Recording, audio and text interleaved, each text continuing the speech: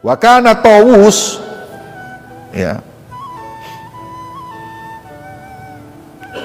radhiyallahu ta'ala anhu, apabila di tengah malam digelarkan untuknya kasur, beliau malah nggak tidur, walak-walik, nggak bisa tidur di kasur sampai subuh, ya. Karena beliau adatnya adalah bangun malam seperti tiangnya masjid ini sampai subuh. Bahkan kadang-kadang beliau duduk diam menundukkan kepala sampai subuh, nggak bicara apapun, ya. Kemudian ditanya, apa yang membuatmu diam segitu lamanya? Beliau mengatakan, inna khaufa jahannam atara naumal abidin. Ketahuilah bahwa sesungguhnya api neraka membuat terbang, hilang, lenyap ngantuknya para orang-orang ahli ibadah, ya. Karena Imam Habib Abdurrahman Segaf juga gitu, ya, tagallab fil firash, balik-balik gak turu-turu. Ini kan beliau biasa tidur malam, disiap nang kasur, tidak bisa tidur, tidak biasa tidur, ya, tagallab. Kemudian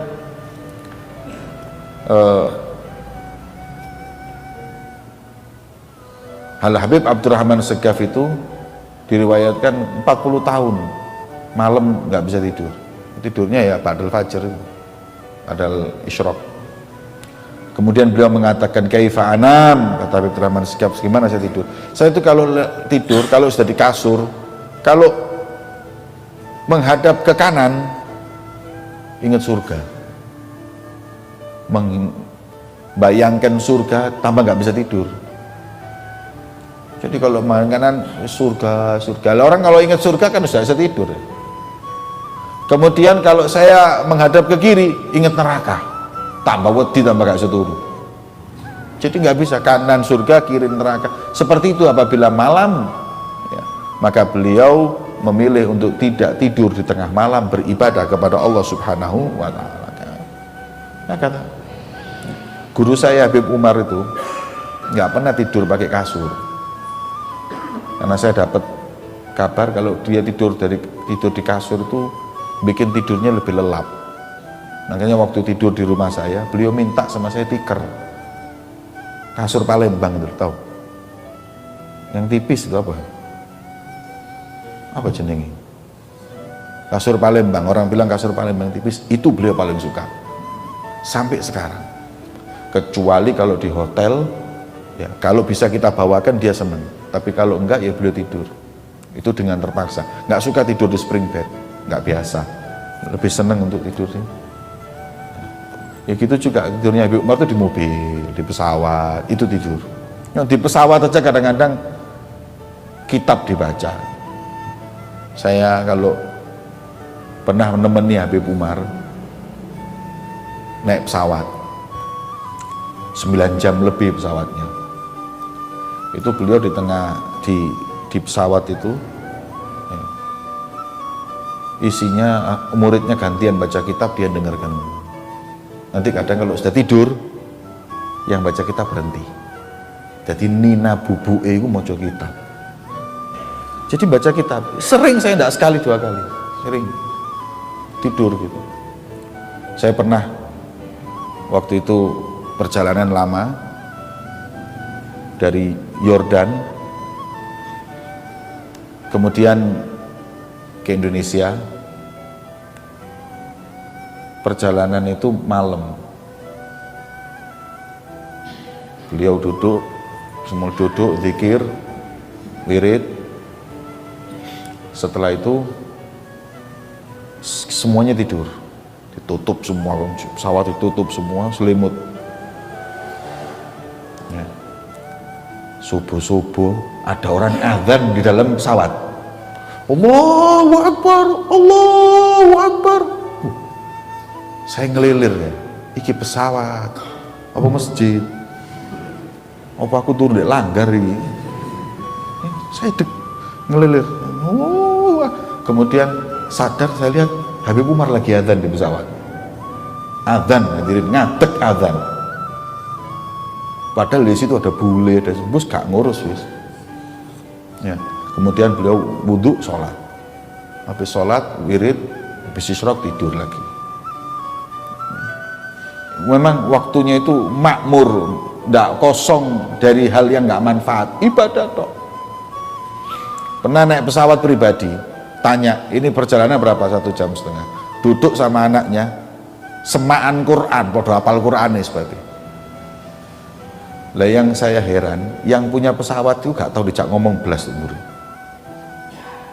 Gak terus ngomong, "Beb, sehat alhamdulillah." Ngene wis mari tek ngomong mbek anake, "Ayo." Mandek, satu mukrok berhenti, anaknya yang teruskan. Beliau dengarkan, kalau salah dibenerin. Padha gak nggawa Qur'ane kabeh iki, apalan kabeh. Ndelok ngono subhanallah. Jadi waktunya itu makmur hadirin untuk kayak ngono. Nek sak jam setengah aku mbek kon ngerasani wong enak. Lah gak kerasa moro-moro nyampe. Wis gitu itu waktunya. Nanti kalau sudah kadang-kadang itu pernah naik kereta api sama saya, sama Habib Thohir Al-Kaf waktu itu juga, saya masih ingat. Dari mana ke Pekalongan kalau nggak salah, dari Jakarta Pekalongan atau apa, hari Kamis malam Jumat. Kemudian kereta apinya ini berangkatnya mungkin jam 3-an, setengah 4 gitu. Nyampe nya itu kalau nggak salah jam 8 atau jam berapa. Pas malam Jumat, adatnya wiridnya Habib Umar setelah sholat itu baca maulid. Ya. Di gerbang itu, di satu gerbong itu, tahu-tahu beliau itu baca doa, wa ila hadratin nabi, Fatihah. Setelah baca Fatihah semuanya, Habib Umar langsung, "Ya Rabbi salli ala Muhammad habibika syafi'il musyaffa." Ya Rabbi, kan rombongan ada sekitar 20 orang, sholawat kabeh, bingung sak gerbongi. Maulid. Sudah, saya kira cuman ya Rabbi salli, enggak, terus sampai baca fasal, qasidah. Setelah itu, setelah fasal selesai 4 fasal qasidah, yang saya masih bingung mikir mahalul qiyam ngadeg apa gak. Dan ketika mahalul qiyam sallallahu ala Muhammad, beliau berdiri, buat diri semua. Itu gerbong-gerbong lain itu nggak ada yang kenal sama kita, semuanya kumpul maulutan sak gerbong. Sak gerbong maulutan wis kayak di masjid wis.